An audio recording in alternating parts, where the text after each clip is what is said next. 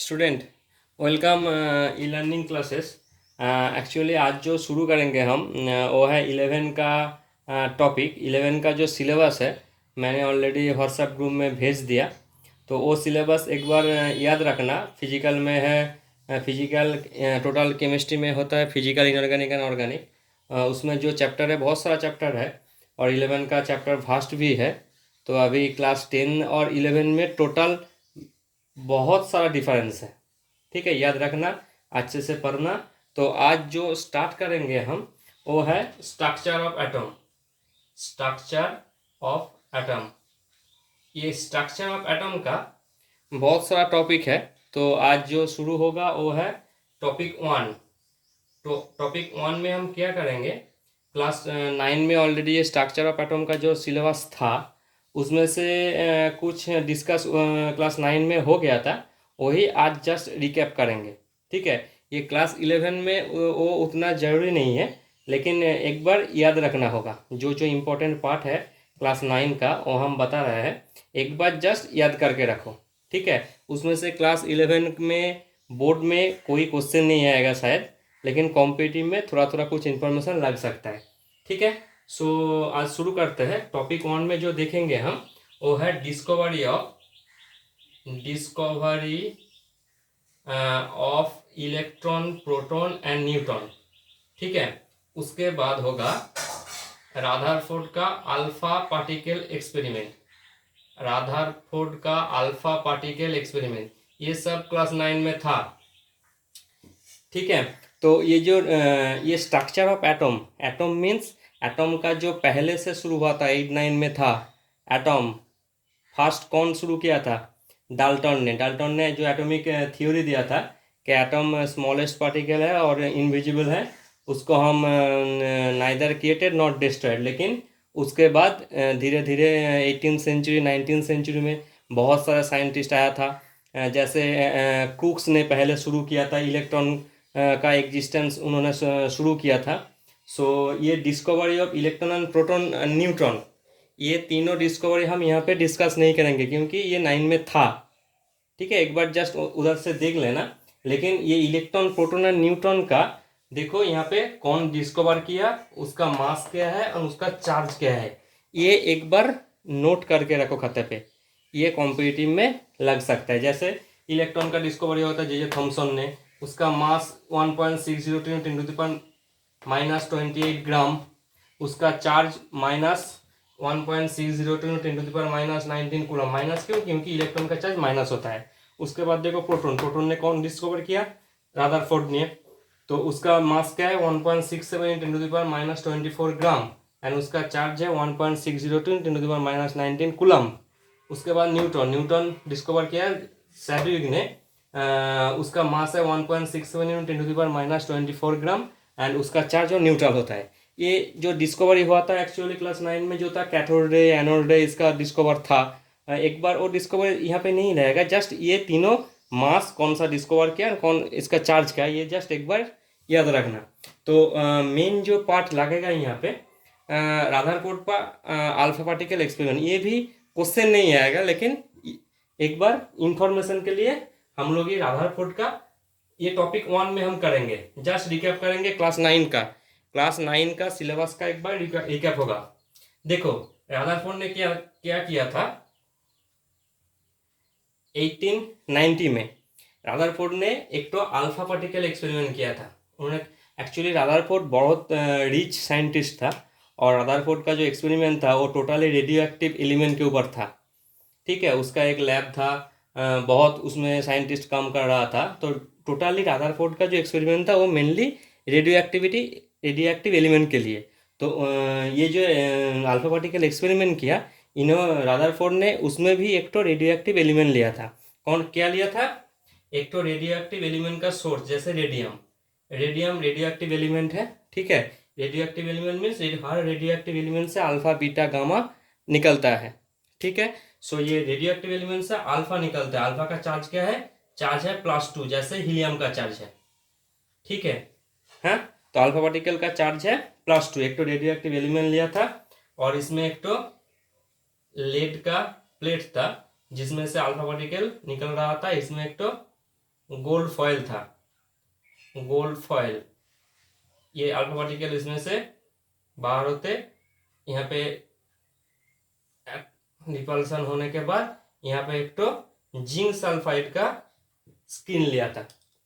ठीक है, तो ये जिंक सल्फाइड का स्किन रदरफोर्ड ने इतना नहीं लिया था। रदरफोर्ड ने इसके ऊपर बहुत टाइम इसके ऊपर एक्सपेरिमेंट किया था, इसलिए ये इसका सामने से भी नहीं, इसका पीछे से भी एक तो स्किन लिया था।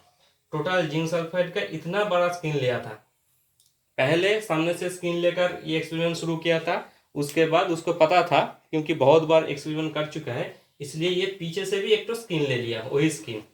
तो क्या हुआ था, इसका ऑब्जर्वेशन 3 ठो पार्ट है, हर एक्सपेरिमेंट का 3 ठो पार्ट होता है। ऑब्जर्वेशन, इसके हिसाब से कंक्लूजन, ठीक है, ऑब्जर्वेशन एंड कंक्लूजन। देखो रदरफोर्ड ने क्या देखा था, इसमें 3 ठो ऑब्जर्वेशन था। ये क्लास 9 में ऑलरेडी डिस्कस हो गया है, यहाँ पे एक बार जस्ट याद रखो क्या ऑब्जर्वेशन था। इसमें से जो अल्फा पार्टिकल निकल रहा है और गोल्ड फॉयल को जो रिपल्सन कर रहा है, ठीक है, nearly 99% alpha particle fast undeviated, मतलब इसमें से 99% alpha particle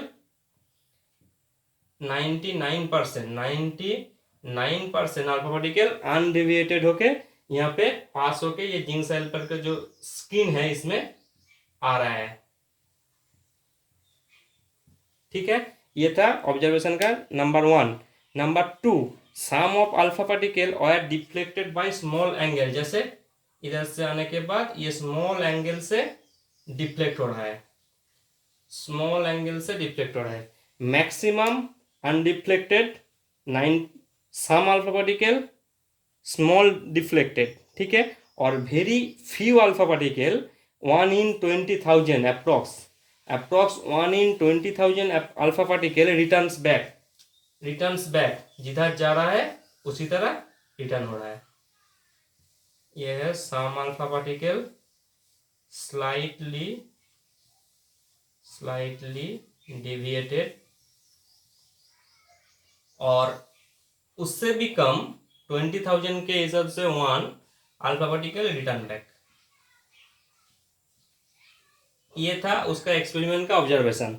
99.9% nearly alpha particle passed undeviated, some of alpha particle are deflected by small angle and very few return back. ठीक है, वेरी फ्यू रिटर्न बैक। तो ये था मेनली, ये जैसे 180 डिग्री वेरी लार्ज डिफ्लेक्ट हो रहा था, इसमें जा रहा था, इसमें आ रहा था, रिटर्न बैक। तो ये था उसका ऑब्जर्वेशन। सो इसके ऊपर डिपेंड करके उन्होंने क्या मॉडल दिया था, मतलब क्या कंक्लूजन और क्या मॉडल दिया था, क्या दिया था। ये जो 99.9% अल्फा पार्टिकल पास्ट अनडेविएटेड, इसके ऊपर डिपेंड करके रदरफोर्ड ने जो मॉडल और कंक्लूजन दिया था कि most of the space of the atom is empty. जैसे सोचो ये एक एटम है, इसमें पॉजिटिव चार्ज है, most of the space of atom is empty. ठीक है, क्लियर। और ये जो सम स्लाइडली डेविएटेड, इसके ऊपर डिपेंड करके रदरफोर्ड ने क्या सोचा है कि पॉजिटिव चार्ज, कोई ऐसा पॉजिटिव चार्ज ये एटम के अंदर में है। क्यों? क्योंकि अल्फा पार्टिकल के चार्ज भी पॉजिटिव है, इसलिए जब भी ये पॉजिटिव चार्ज के पास जा रहा है, वो थोड़ा रिपल्सन करके डेविएट कर दे रहा है। Clear. Number 1, most of the space is empty. Number 2, slightly deviated. क्यों?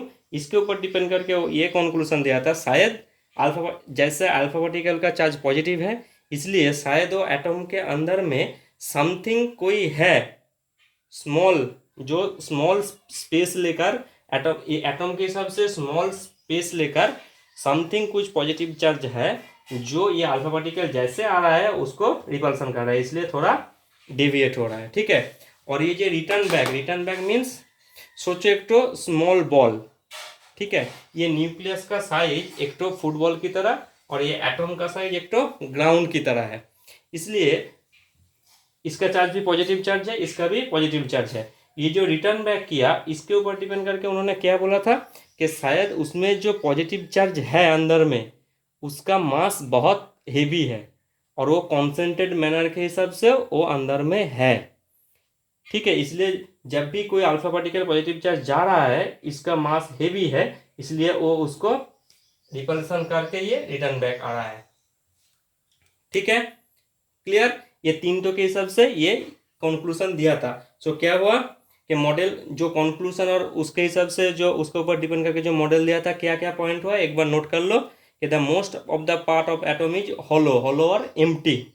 The positive charge resides in every the positive charge resides in a very small space जिसको कहते हैं न्यूक्लियस।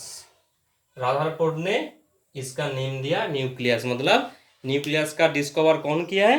रादरफोर्ड ने। तीसरा जो पॉइंट है the positive charge is heavy और there is something very heavy in atom. Clear. Number 4 जो point दिया है कि number of proton is equal to number of electron. Number of proton is equal to number of electron. जैसे proton कहाँ पे रहता है? न्यूक्लियस में, और न्यूक्लियस का चार्ज क्या है? Positive charge. So positive charge, proton का भी चार्ज है पॉजिटिव, इसलिए ये एटम न्यूट्रल है। मतलब इसमें जितना पॉजिटिव चार्ज है उसमें उतना ही शायद बाहर में कोई नेगेटिव चार्ज होगा, मतलब electron. Clear. So number of proton is equal to number of electron. Clear. और ये size of nucleus is very small compare to size of atom. इसका साइज बहुत कम है compare to size of atom. इसका size ball होगा तो ये होगा ग्राउंड। क्लियर।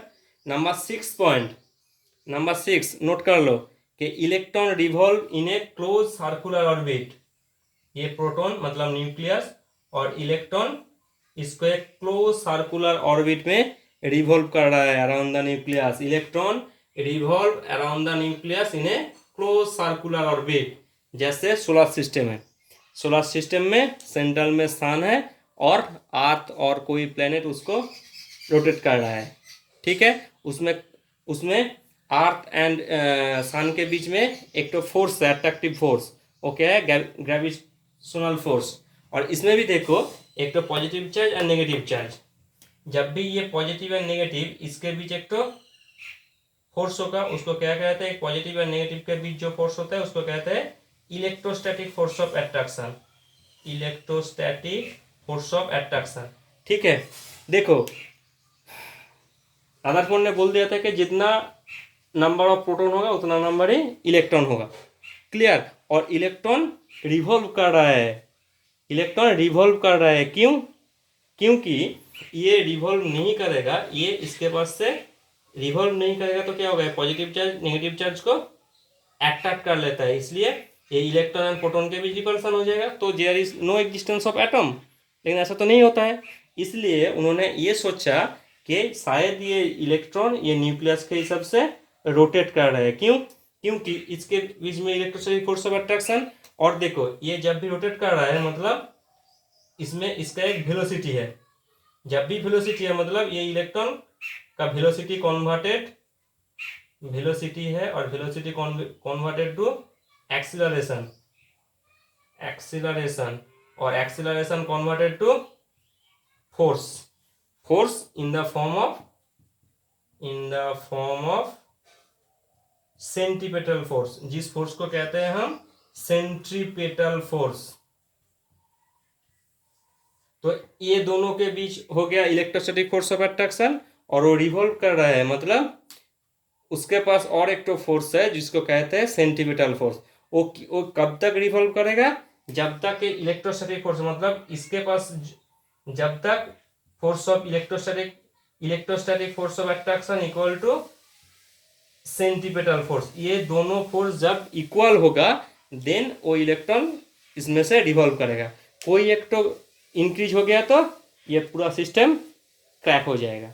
इसलिए इलेक्ट्रॉन न्यूक्लियस के हिसाब से रोटेट कर रहा है। क्यों? क्योंकि उसमें जो इलेक्ट्रोस्टैटिक फोर्स ऑफ अट्रैक्शन है और जो सेंट्रीपेटल फोर्स ऑफ अट्रैक्शन है ये दोनों सेम है। तो ये था रादरफोर्ड का मॉडल। ठीक है, तो उसके बाद रादरफोर्ड ने फेलियर हो गया। क्यों? तो रदरफोर्ड का अल्फाबेटिकल एक्सपेरिमेंट, उसका ऑब्जर्वेशन क्या था, उसके ऊपर डिपेंड करके क्या कंक्लूजन और मॉडल दिया था, ये मॉडल का पॉइंट एक बार नोट करके रखो। और नहीं तो एक बार क्लास 9 और क्लास 9 का एक बार किताब लेके जस्ट एक बार रिकैप कर लो। इसके बाद देखो ये फेल क्यों हो गया था, ये फेल क्यों हो गया था, क्योंकि फेलियर का रीजन देखो, एक तो नेगेटिव चार्ज एक तो पॉजिटिव चार्ज को अराउंड में घूम रहा है। एक तो फिजिक्स में इलेक्ट्रोमैग्नेटिक थ्योरी है, जिसमें जिसमें एक थ्योरी आता है मैक्सवेल का। मैक्सवेल ने क्या थ्योरी दिया था इलेक्ट्रोमैग्नेटिक का, कि कोई भी एक चार्ज पार्टिकल जब भी एक दूसरा एक चार्ज पार्टिकल को रोटेट करता है तो ये एनर्जी लूज करता है। क्लियर? एनी एक्सिलरेटेड, एक्सिलरेटेड मतलब ये इलेक्ट्रॉन तो घूम रहा है, वेलोसिटी, जिसका वेलोसिटी है उसको कहते हैं एक्सिलरेट। तो एनी एक्सिलरेटेड चार्ज पार्टिकल मतलब इलेक्ट्रॉन एमिट्स रेडिएशन और लूज एनर्जी। क्लियर? जब भी कोई चार्ज पार्टिकल दूसरा कोई चार्ज पार्टिकल के अराउंड से रोटेट करेगा तब भी इसका एनर्जी लूज होगा, याद रखो। सो ये लूज हो जाएगा तो ये थोड़ा लूज होते होते होते होते होते होते होते होते होते होते एक टाइम में इसके साथ कोलाइड कर जाएगा। लेकिन ऐसा तो नहीं होता। क्यों नहीं होता है? इसका एक्सप्लेनेशन रदरफोर्ड के पास नहीं था। मतलब रदरफोर्ड ने क्या बोला था, फेलियर क्यों हो गया था, फेलियर का number 1 point, Rutherford can not explain the stability of atom. ये इलेक्ट्रॉन इसके पास से रोटेट कर रहा है, इसका स्टेबिलिटी कैसा होगा, वो स्टेबिलिटी रदरफोर्ड के पास नहीं था। क्लियर? Number 2 point. सो पहला पॉइंट है Rutherford can not explain the stability of atom. Number 2 point, Rutherford can not explain line spectrum of atom, can not explain line spectrum of atom. What is spectrum and what is line spectrum? Actually ये अभी याद करके रखो, spectrum को क्या होता है, spectrum होता है band of colour. What is band of colour? जैसे देखो ये नेक्स्ट जो टॉपिक आएगा बोर एटॉमिक थ्योरी, उसमें डिटेल्स डिस्कशन होगा। अभी जस्ट याद करके रखो कि सोचो इसमें एक तो कंटेनर है जिसमें गैसियस पार्टिकल है, इसके अंदर से तुम व्हाइट लाइट को पास किया, व्हाइट लाइट को पास किया और इसको हिट किया, तो क्या होगा, ये व्हाइट लाइट मतलब इसमें 7 कलर है। 7 कलर कौन सा? विबजियोर, है ना, 7 कलर है। तो ये जब गैस पार्टिकल इधर से आएगा ये कलर, तब इसमें एक तो बैंड फॉर्मेशन होगा, मतलब ऐसा, ये जो बैंड इसको कहते हैं स्पेक्ट्रम। और व्हाट इज लाइन स्पेक्ट्रम? ये स्पेक्ट्रम 2 टाइप का होता है, एक तो होता है कॉन्टिन्यूअस स्पेक्ट्रम, कॉन्टिन्यूअस स्पेक्ट्रम, और एक तो होता है लाइन स्पेक्ट्रम। तो लाइन स्पेक्ट्रम के बारे में हम लोग बात करेंगे। कॉन्टिन्यूअस क्या है देखो, पहले कॉन्टिन्यूअस और लाइन स्पेक्ट्रम का डिटेल्स उसमें है, बोर्ड थ्योरी में है, अभी थोड़ा नॉलेज करके रखो। क्योंकि ये जो व्हाइट लाइट है इसमें जो 7 कलर है, इसका अंदर से जाने के बाद यहाँ पे जब जब 7 कलर ही शो होगा उसको कहते हैं कॉन्टिन्यूअस, मतलब कोई भी गैप नहीं है। और लाइन स्पेक्ट्रम क्या होता है, सोचो इसमें वायलेट कलर एब्जॉर्ब कर लिया, सो वायलेट कलर इसमें नहीं होगा, बाकी 6 कलर होगा। और सोचो वायोलेट या इंडिगो, इंडिगो एब्जॉर्ब कर लिया, मतलब इसमें इंडिगो नहीं होगा। जैसा इसमें जब भी कोई कलर नहीं आएगा, ये 7 कलर के ऊपर, 7 कलर के अंदर जब भी कोई कलर एब्सेंस होगा, मतलब कॉन्टिन्यूअस नहीं, जो कॉन्टिन्यूअस 7 कलर होना था वो 7 कलर नहीं है। सोचो 1 नंबर और 2 नंबर पे जो है वो कलर डिसअपियर्ड है, तो तब भी, तब जो स्पेक्ट्रम होता है उसको कहते हैं लाइन स्पेक्ट्रम। जब भी किसी में सोचो ब्लू कलर मिसिंग है, वायलेट ज़्यादा है, किसी में सोचो इंडिगो मिसिंग है, ब्लू कलर ज़्यादा है, ऐसा जब भी कोई बैंड होगा, ये जब बैंड फॉर्मेशन होगा, इसको जो कहते हैं, इसको बोलते हैं लाइन स्पेक्ट्रम। और कॉन्टिन्यूअस स्पेक्ट्रम में क्या होता है, 7 कलर का 7 ही कलर ही रहता है, वो उस बैंड को कहते हैं कॉन्टिन्यूअस स्पेक्ट्रम। और लाइन स्पेक्ट्रम जब कोई कलर मिसिंग होगा उसको कहते हैं लाइन स्पेक्ट्रम। इसका डिटेल्स हम बोर्ड्स का थ्योरी में करेंगे, ठीक है। तो इसका फेलियर का 2 रीजन है, एक तो है stability, can not explain the stability of atom, और can not explain the line spectrum of atom. ये दोनों के हिसाब से रदरफोर्ड का मॉडल फेलियर हो गया। लेकिन रदरफोर्ड ये स्ट्रक्चर ऑफ एटम का बहुत बहुत बहुत बढ़िया एक तो मॉडल दिया था। तो इसके ऊपर डिपेंड करके नेक्स्ट जो टॉपिक आएगा वो होगा नील्स बोर। नील्स बोर ने ये दोनों जो फेलियर हो गया उसका डिटेल एक्सप्लेनेशन दिया। क्या एक्सप्लेनेशन दिया था वो हम नेक्स्ट वीडियो में शेयर करेंगे।